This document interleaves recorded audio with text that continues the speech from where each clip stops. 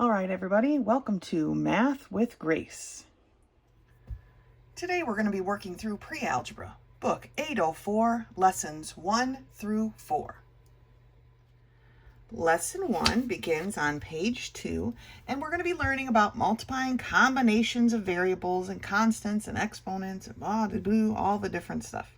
So, we know that exponents show how many times a base is used as a factor. So n times n is n squared. N is the base, and we have 2 of them, right? Here, x is our base, and how many x's do we have? We had 4 x's, right? 1, 2, 3, 4. 4 x's. So this is the base, and this is the exponent. So when we're multiplying like bases with exponents, all we need to do is add the exponents. So n squared times n to the third equals n times to the 2 plus 3 power, or n to the fifth. Because basically, this is 2 n's, and this is 3 n's, right? And just like this, we have the base of n, and we have 1, 2, 3, 4, 5 n's, okay? See, here's the same thing. X squared times x is basically x to the 2 plus 1. 2, and because this is just an x, it's got that invisible 1. 2 plus 1 is 3, or x cubed. Okay? Let's look at a couple more. Y cubed times y times y. Remember, these are 1s. Just because it's not there just means it's a 1. So it's 3 plus 1, or 5. A times a cubed is a to the 1 plus 3, or a to the 4th power. Now when we're doing this, but we also have coefficients, we need to remember that we multiply the coefficients times each other because those are like terms, and then we do the variables. So here they've broken it into 2 parts. For this, we're going to take 4 times 7, which is 28, and we're going to multiply that by a to the third times a, which is a to the 4th, and so you end up with 28 a to the 4th. Let's take a look at some of these problems. All right, so we're in book 4, lesson 1, page 2, number 1a they've done for you, so I didn't even bother writing it out. But let's look at b. All right, so b, we have a times b squared times 3b. Okay, so when we're working on these, we always do the numerical coefficients first. That's how we're going to list it first. In this case, we've got a 1 here and a 1 here, right? So we've got 1 times 3, and that's just going to give us a 3. Then let's go with our a. Our a is not going to be multiplied by anything. It does not have any like variables, okay? There are no other a's, so it just stays the same. Then let's look at our b. We've got b squared times b. So it's b to the 2 plus 1, which is 3. So b cubed. So our answer for 1b is 3ab cubed. Okay, all multiplied by each other. Looking at part c, again, we want to do our numerical coefficients first. So we have 5e times 1e squared, basically. That's going to give us a 5. Then we have e times e squared, or e to the 1 times e squared, which is e to the 1 plus 2, or e to the 3rd power. And that's our answer. Number D, or letter D, has a whole bunch more, so it's going to be a little bit more complicated. The first part is our numerical coefficients. We've got 4x squared times 3x times y squared. So we're going to take the 4 times the 3 times 1. Okay, that's going to be our numerical coefficient. Well, 4 times 3 is 12, times 1 is 12, all right? Then we can do our x's. We have x squared times x, right? Well, that's 2 plus 1, so we have x to the 3rd power. And then we look at our y. Our y doesn't have a like variable, so it just stays the same. So it's just a y squared. So our answer for part D is 12x to the 3rd y squared. Let's take a look at number 2. All right, so 2a gives us 3a times 2b. So our first step, of course, is going to be our numerical coefficients, which is the 3 times 2. Well, 3 times 2 is what? Right, it's 6. Then we can look at our variables. A, is there another A? No, so it's just A. B, is there another B? No, so it's just B. So our answer is 6AB. All right, looking at 2B, we have 6 times 3B. Well, we do our numerical coefficients first. What's 6 times 3? I'm not even going to write it in parentheses because we only have one variable here. What's 6 times 3? 6 times 3 is 18, right? And what's my one variable? Is just B. So my answer is 18B. There's nothing else to combine. It's just the B by itself. And the same exact thing here, right? We've got 6B squared times 3. Well, 6 times 3 we just said was 18. The B squared, there's nothing to multiply it with. So it just falls down. So 18B squared. Now, looking at 2D, it's a little bit more advanced, we've got variables here now. So we're going to do our numerical coefficients first. 9D squared plus 2D squared. So we've got 9, is that a plus, really? Oh, they tried to trick us. Plus 2.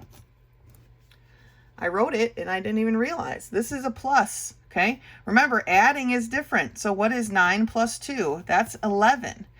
When we add numbers with like variables, we can only add numbers with like variables, and so bases and exponents, but the base and the exponent don't change because now we're just adding up how many D2s we have. How many D2s do we have? We have 11 D squared, okay? D to the 2 power, D squareds. So when we're adding, we've got to pay attention. It's not the same. And there's a little box there that says beware.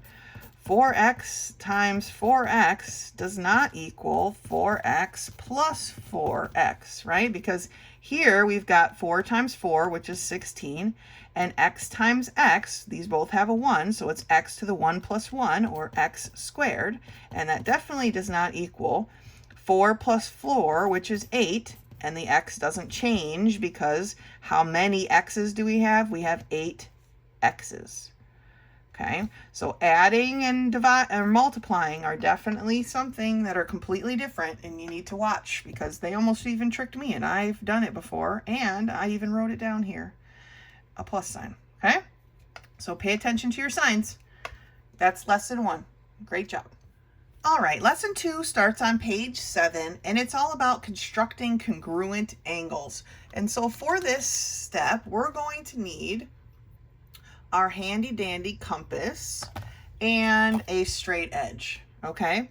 Now, they've got the steps listed here, and as they list the steps, it's based off of this shape here, but I'm going to actually do it on this shape, number 1, which is at the bottom of the page. Okay, so I might be changing some of the lettering here, but the example is the same, okay? The steps are the same.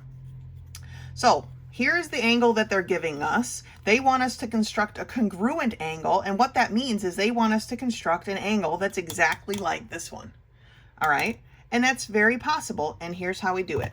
First step, and this is what it says, with a straight edge, draw a ray. Well, all that means is with the straight edge, you're going to draw a line, okay? And when you put a dot at one end and an arrow at the other, it becomes a ray. All right, it's a ray now. Then your next step is using point M, which is here, right? Or this vertex point on our drawing, it's E. You're going to make an arc. So you're going to set your compass to a comfortable width, okay? It doesn't matter what it is because that's not important. What's important is you're going to put your point on your vertex. And if you're working on like a wooden table, your mom's dining room table, you might want to put a notebook underneath here. I usually do, and I forgot. I'm going to put one under in a second. But what we're going to do is we're putting our point at our vertex here, and then we're going to make an arc.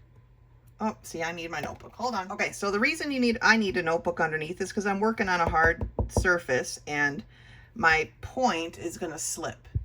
And so by putting a notebook underneath here, I can poke down a little bit without damaging the tabletop, and it also gives me some grip. So again, I've got my point at my vertex, and I'm going to make an arc. As we work through these, a lot of times I'm going to call it a swoosh or whatever, a lot of different names. But basically we made an arc, okay? So without changing your compass, put your point here on the new point that you just made on your new ray. Put it there. This is going to be the new vertex of your new angle. You're going to stick your point in there and you're going to make an arc the same, just the same as you did here. Okay, might want to extend it a little bit because we don't know exactly where that's going to fall, but we're about to find out. All right, so that was this step here. Probably a couple of those steps. Yeah, okay, so they're all the same arc here. So then what we want to do, the next step we're going to take is you're going to open your compass so that it is the length. We're going to put it on our arc here. We're going to put our point on the bottom part where we drew our ray. Okay, that's where our point's going to go, where that arc crossed this bottom line. And you're going to make your compass whatever size it needs to be so that it touches the point where your arc crossed the other edge of this angle. Okay, so see how my pencil part is touching where the arc crossed this angle edge? That's the width then of our arc. That's how far it goes from our arc to go from this edge to this edge of our angle. Without changing your compass, put your pin or your point on your ray that you drew where the arc crosses, and then you're going to make another swoosh, kind of an X marks a spot. Okay, similar to when we were doing triangles, right? X marks a spot. So we're going to swoosh across our arc, and that is actually gives us a point within which to connect the dots for the other side of our angle. Now you can label this however you want, just like the book shows you labeling things, but I don't really usually label them.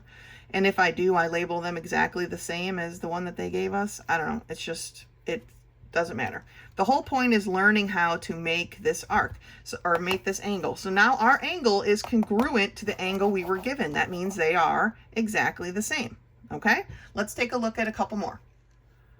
Okay, so I skipped ahead to number 4, and you're probably thinking, oh, Mrs. Howell, what about 2 and 3? You think you can do it? Okay, so let's do number 4 together, and then you can go back and do numbers 2 and 3, because you're going to have such an angle on this. You're going to do great. Okay, all right, here's the angle they've given us for number 4. Again, our first step is to take our straight edge and draw our own ray, or basically a bottom.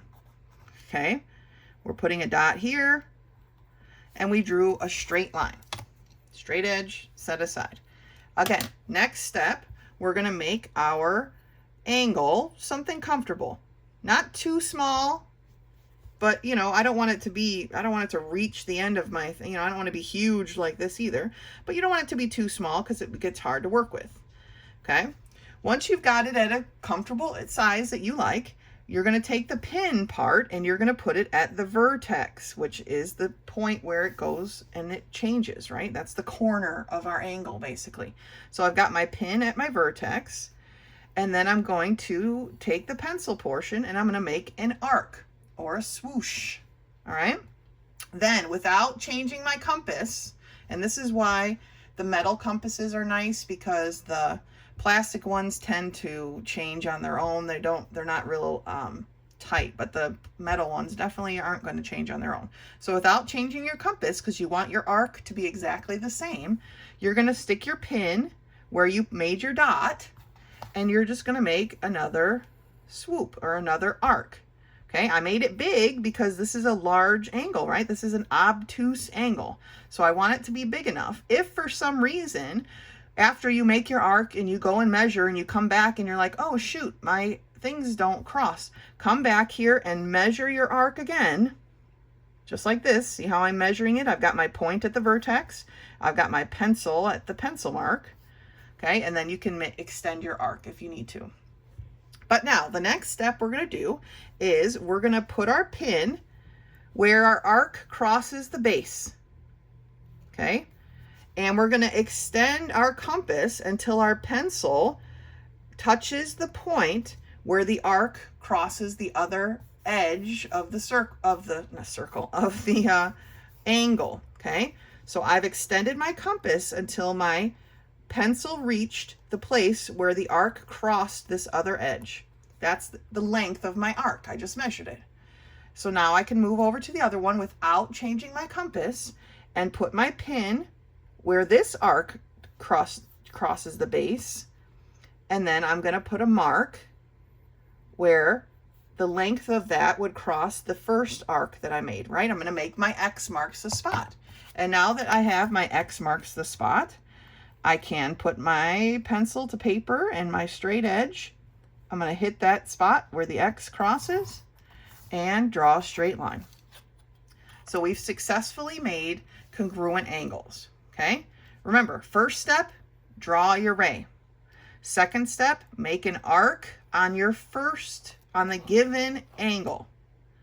Then make that exact same arc on the angle you're creating. Come back to your original, put your pin on your base of where the arc crosses and measure your arc. Then come to your new angle that you're drawing, put your pin where your arc crossed your base and put a mark to how big your arc is supposed to be. That X marks the spot and you draw your line, okay? That's how we make congruent angles, and that's lesson 2. Lesson 3 begins on page 11, and now we're talking about probability with more than 2 options, because 9 times out of 10, right, which is a probability, our probabilities will have more than 1 option. That's just how life works. So here they say, we've got 42 red, gumballs, 32 blue, or 30 blue gumballs, 15 white gumballs, 10 orange gumballs. So there's a total of 97 gumballs. If you only want orange, what is the probability you'll get an orange one at random? Well, it's the favorable outcomes, which is the 10 orange ones, over the total amount. How many options are there? There are 97 gumballs all together. We add them all together. So the probability to get an orange gumball is 10 over 97. Now, in some cases, this will be able to be reduced, and you should reduce it if possible. But in this case, it doesn't reduce, right? So let's look at some of these. Rose has a candy bowl containing 12 red, 5 orange, 14 green, and 11 yellow candies. What's the probability of randomly selecting a red candy from the bowl? Well, first we need to figure out how many candies there are. So there are 12 red plus 5 orange plus 14 green plus 11 yellow. When we add these together, we find out there are 42 total candies. So we know we have the 42 in the denominator.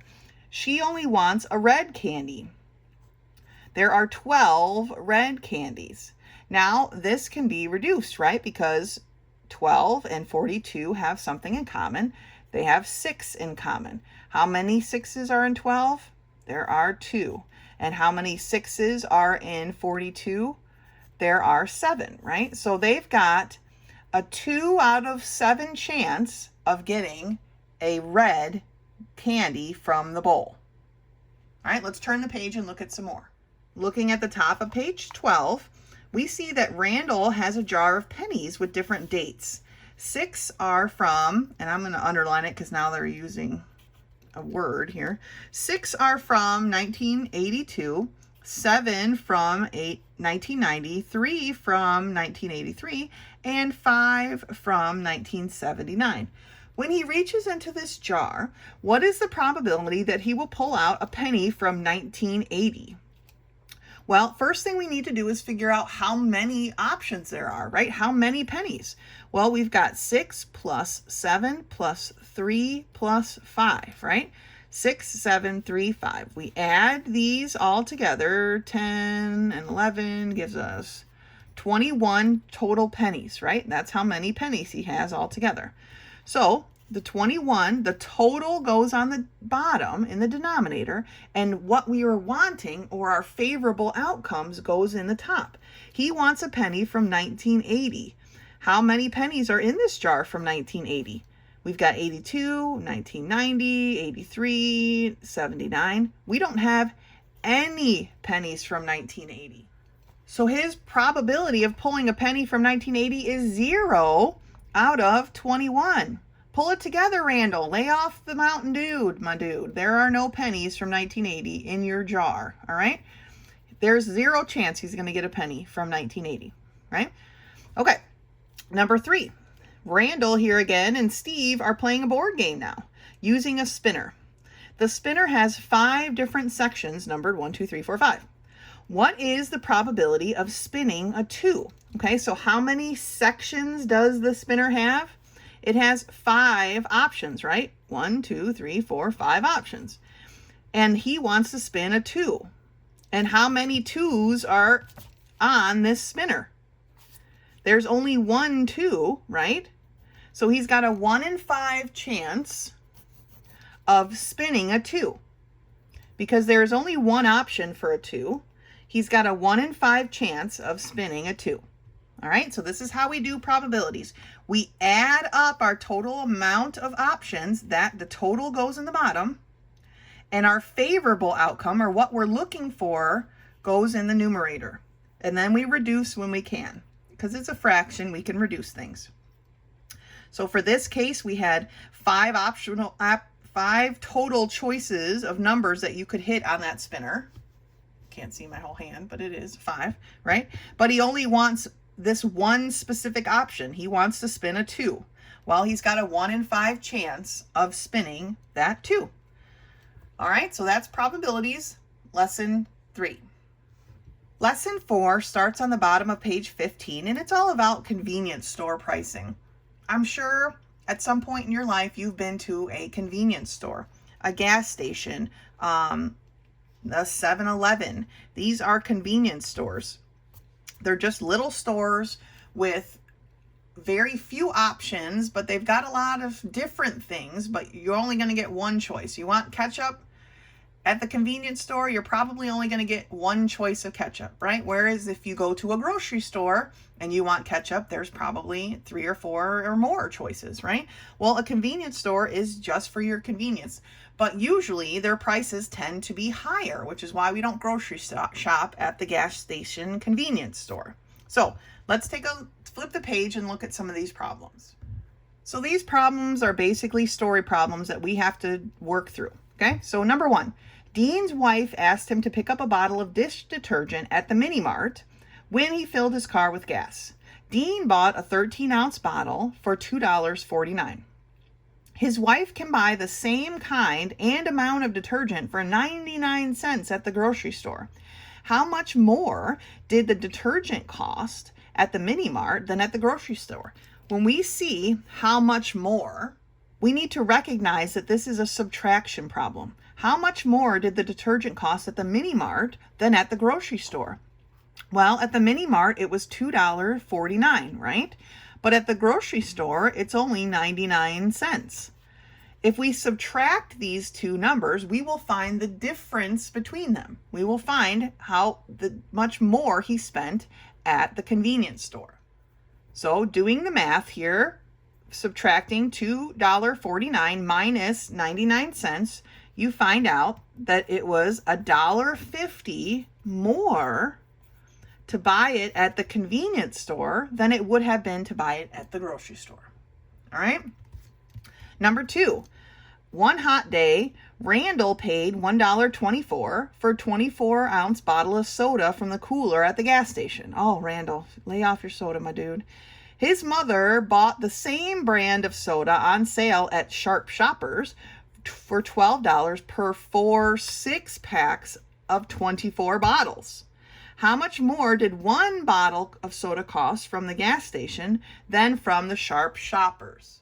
So the first thing we have to do is to figure out how much money did his mother spend for just one soda, because that's what Randall only paid for one soda. So we need to compare one soda to one soda. Well, she bought 4 6-packs. So how much is 4 6-packs of soda? Okay, she bought 4 packages. There are 6 sodas in each pack. 4 times 6 is 24. Okay, so she bought 24 sodas. How much did she pay for those sodas? Well, she paid $12. So if we take $12 and divide it by 24 sodas, we find out that she paid 50 cents per soda. So she only paid 50 cents per soda, but Randall paid $1.24. Here's where we find the difference, or how much more. Okay, how much more? Well, Randall paid $1.24. Mom only paid 50 cents each. Okay, when we subtract those, what do we get? You find out that Randall paid 74 cents more for his soda than Mom did for hers. Okay, so for that same price, Randall could have bought more than 2 sodas. He could have bought 2 sodas and had change left over, right, at the grocery store, if he had decided to buy them in a bigger pack.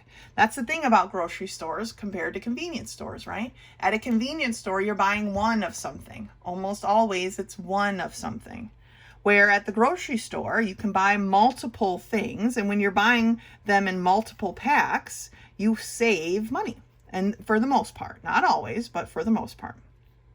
So in this case, we had to figure out first how much Mom paid for all of her sodas, right? Because she bought 4 6-packs of soda, right?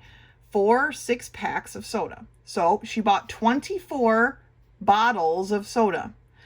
Well, she paid $12 for those 24 bottles. So we divided the $12 by our 24 bottles and found out she paid 50 cents. We then took the amount that Randall paid and subtracted the amount that Mom paid to find out that Randall paid 74 cents more than his mom did. So these are how we're going to be doing these convenience store problems. Sometimes it's just going to be straight up subtraction. Other times you're going to have to do some figuring out, because when we shop at the grocery store, we usually buy a larger quantity. And when we're comparing something, when you want to know how much more something was, you have to compare like things. Here it was a like thing. Same bottle, same size. Okay, same. She can buy the same kind and amount of detergent. They're exactly the same. Here, they weren't exactly the same at first. We had to make them the same. He only bought 1 24-ounce bottle, but Mom bought 4 6-packs of 24-ounce bottles. So we had to get that to a 1-to-1 comparison, and that was this 50 cents. Each of her 24-ounce bottles cost 50 cents. His 1 24-ounce bottle cost $1.24. Okay, so now we can compare them. All right, so that's your goal when you're working with convenience store problems, and that's lesson 4. If questions come up, you know how to get a hold of me, or you can catch me in my office hours. Otherwise, until next time.